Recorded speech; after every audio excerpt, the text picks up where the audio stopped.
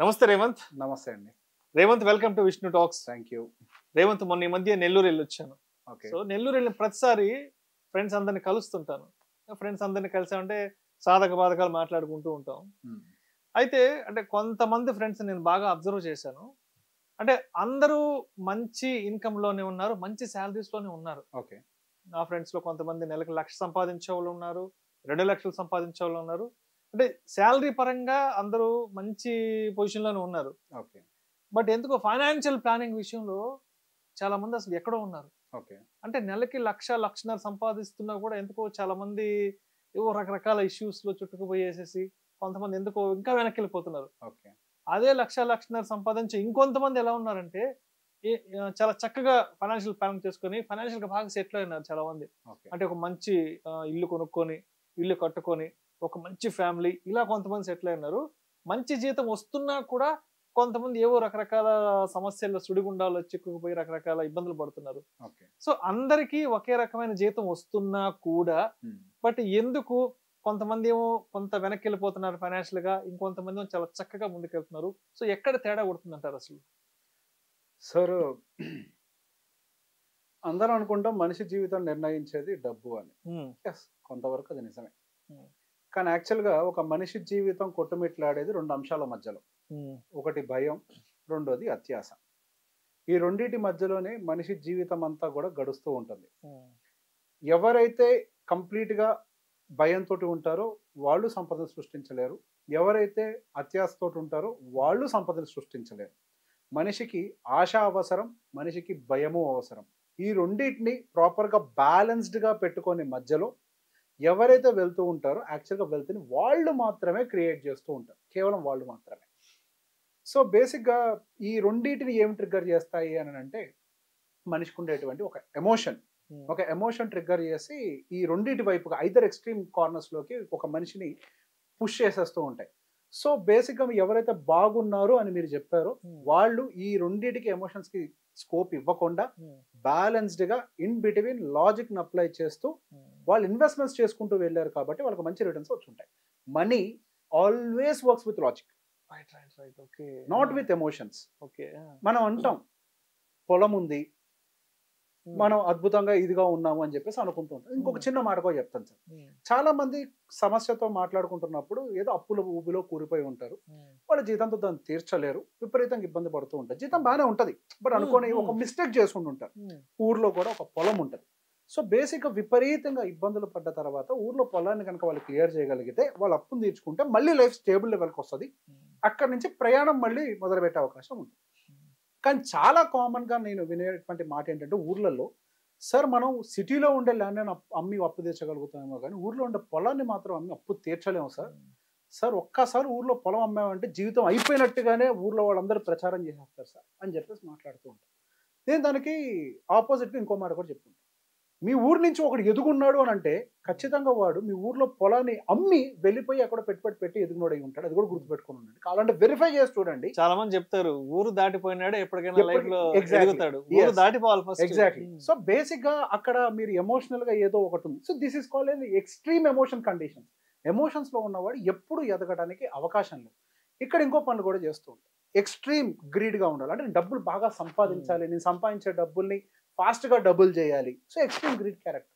So వీళ్ళ కండిషన్లు ఏం చేస్తారంటే 1-2 సార్లు ఏదైనా వాళ్ళకి వర్కౌట్ అవ్వచ్చు, కానీ ఖచ్చితంగా 3వ సారో 4వ సారో 5వ సారో ఖచ్చితంగా ఒక పెద్ద ట్రాప్ లోనో స్కామ్ లో ఇరుక్కుపోతారు.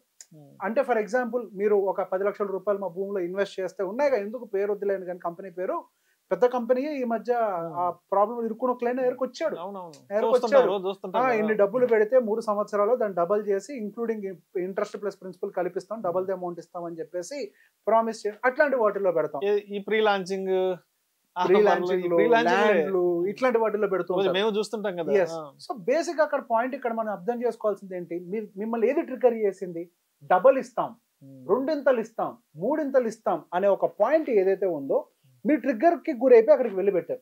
ప్రాక్టికల్ గా 2-3 సంవత్సరాల్లో డబ్బుల్ని డబల్ చేయడం అనేది సాధ్యం అవుతుందా? ఏ గ్యాంబ్లింగ్ ప్యాక్ ఆటాడు ఎక్కడో చోట అదృష్టం కలిసి వచ్చి వస్తేనే తప్పించి ప్రాక్టికల్ గా సాధ్యం కాదు. లైఫ్ లో చేసే మన ఒక్క మిస్టేక్ మనం పెట్టిన పెట్టుబడి మొత్తాన్ని గుంజుకొని వెళ్ళిపోయి ఉంటుంది. చాలా మంది జీవితంలో వెనక్కి వెళ్ళిపోయిన వాళ్ళు, మీరు అన్నారు కష్టాలు ఊబిలో సుడిగుండాల్లో చుట్టుకున్నారు అని చెప్పి. సో బేసిక్ గా వాళ్ళు చుట్టుకున్న ఈ సుడిగుండం అంతా ఏంటి అంటే వాళ్ళకు ఉన్నటువంటి ఎక్స్ట్రీమ్ గ్రీడ్ ఫ్యాక్టర్ అయి ఉండాలి, లేదా ఎక్స్ట్రీమ్ కన్సర్వేటివ్ ఫ్యాక్టర్ అయి ఉండాలి. అంటే అతి జాగ్రత్త, భయం కూడా అయి ఉండాలి. వీళ్ళు కూడా ఏం చేస్తూ ఉంటారు, అతి భయంతో అతి జాగ్రత్తతో అయితే డబ్బులని తీసుకెళ్లి బ్యాంకులోనే ఎఫ్డీలోనే పెడితే నా జీవితం బాగుంటుందని చెప్పి నా డబ్బులకి ఏం కాకుండా ఉంటాయి అయితే అక్కడ పెట్టే వాళ్ళు ఉంటారు, లేదా ఊర్లోకి వెళ్ళి పొలం కొనుక్కుంటూ ఉంటారు. సో బేసిక్ ఈ 5 కండిషన్స్ లో కూడా ఇక్కడ ఏమవుతుంది, మీ ఆస్తి ఏమో పెరగకుండా ఉంటది, ఇక్కడేమో మీరు సంపాదించిన డబ్బులు కూడా పోగొట్టుకుంటూ ఉంటారు. సో ఈ రెండు కాకుండా మధ్యలోకి వచ్చి బ్యాలెన్స్డ్ గా వాళ్ళు సంపాదించేటువంటి రూపాయి ప్రాపర్ గా ఎక్కడ గ్రో అవ్వగలుగుతుంది, రియాలిటీ ఎక్కడుంది, ఎక్కడ గ్యాంబ్లింగ్ కి కానీ స్కామ్ కి కానీ స్కోప్ లేకుండా ఉంటది, ప్రాపర్ గా లీగల్ గా లిటిగేషన్స్ లేకుండా ఎక్కడ ఉంటది అన్న దాన్ని అర్థం చేసుకుని ఎవడైతే పెట్టుబడి పెడతాడో వాడు స్టడీగా గ్రో అవుతాడు. సో బేసిక్ ఇక్కడ స్టడీగా గ్రో అవ్వాలంటే ఎమోషన్స్ అన్నదాన్ని వదిలేయాలి. మనిషికి భయం, భక్తి రెండు ఉండాలి, నేను కాదనట్లేదు, ఆశ కూడా ఉండాలి, నేను కాదనట్లేదు. అవి ఎప్పుడైతే ఎక్స్ట్రీమ్ కార్నర్స్ కి వెళ్తాయో అప్పుడు యాక్చువల్ గా మనిషి పూర్తిగా పాతాళ లోకానికి తొక్కేయబడతాడు. సో సేమ్ సాలరీ ఉన్నప్పటికీ, ఇంకొక కేసు కూడా చెప్తాను ఇలానే. 2 వ్యక్తులు, నాకు నా క్లయింట్ చెప్పింది, 2 వ్యక్తులు ఒకటే కంపెనీ, ఒకటే జీతం, వాళ్ళు ఫ్రెండే. ఈయనేమో ఎప్పటి నుంచి ఇన్వెస్ట్మెంట్ చేస్తున్నాడు, ఈయన కూడా ఎప్పటి నుంచో ఇన్వెస్ట్మెంట్ చేస్తున్నాడు. సో వీళ్ళిద్దరూ సేమ్ అమౌంట్ ఇన్వెస్ట్మెంట్ చేస్తున్నప్పటికీ ఒక ఆయనేమో విపరీతంగా డబ్బులు సంపాదించాడు, ఒక ఆయన డబ్బులు సంపాదించలేకపోయాడు. సేమ్ జీతం, సేమ్ ఇన్వెస్ట్మెంట్. బట్ ఎందుకు జరిగింది అని అంటే ఈయన ఇన్వెస్ట్మెంట్ ని టచ్ చేయకుండా డిసిప్లిన్డ్ గా లాజికల్ గా మెయింటైన్ చేసుకుంటూ వచ్చాడు. ఈయనేమో ఎక్కడ ఎమోషన్ ట్రిగ్గర్ అయితే అక్కడ భూమి ఏదో వచ్చింది డీల్, అమ్మే తీసుకెళ్లి పెట్టే, కార్ డీల్ వచ్చింది అమ్మే తీసుకెళ్లి పెట్టే, అపార్ట్మెంట్ డీల్ వచ్చింది అమ్మే తీసుకెళ్లి పెట్టే. ఎవరైతే మిస్సింగ్ ఆపర్చునిటీ, మనకి ఏదో పోతుంది అన్న దాంతో వాళ్ళ ట్రాక్ ని ఎవరైతే తప్పారో ఆయన మాత్రం సెట్ క్రియేట్ చేయలేకపోయాడు. సో బేసిక్ ఇక్కడ ఎమోషన్ కి తావు ఇవ్వకూడదు, ఏదో పోతుంది ఏదో జరుగుతుంది ఈ ఎమోషన్స్ కి తావు ఇవ్వకూడదు. లాజిక్ కి మాత్రమే మనం అప్లై చేయాలి. మనం ఒక దాంట్లో పెట్టుబడి పెట్టిన తర్వాత దాని నుంచి ఇన్వెస్ట్మెంట్ ని డైవర్ట్ చేయాలని లాజిక్ ఉండాలి, ఒకటే ఇన్వెస్ట్మెంట్ లో మనం కూర్చొని ఉండాలన్నా కానీ లాజిక్ ఉండాలి. సో ఎమోషన్స్ తోటి ఎప్పుడు కూడా ఇన్వెస్ట్మెంట్స్ అనేవి వర్కౌట్ అవ్వవు. రైట్. డబ్బుకి కావాల్సింది ఏంటి, ప్లస్ మైనస్ డివైడ్, ఇవి కదా. ప్రేమ, ఆప్యాయతలు, అనుబంధాలు, డబ్బుతో దానికేం పని ఉంది, డబ్బుకు దాంతో పని లేదు. సో రాంగ్ ప్లేస్ లో రాంగ్ థింగ్ ని అప్లై చేయటం వల్ల మనం ఎక్కువగా ఓడిపోతూ ఉంటాం. Apply right things at right place.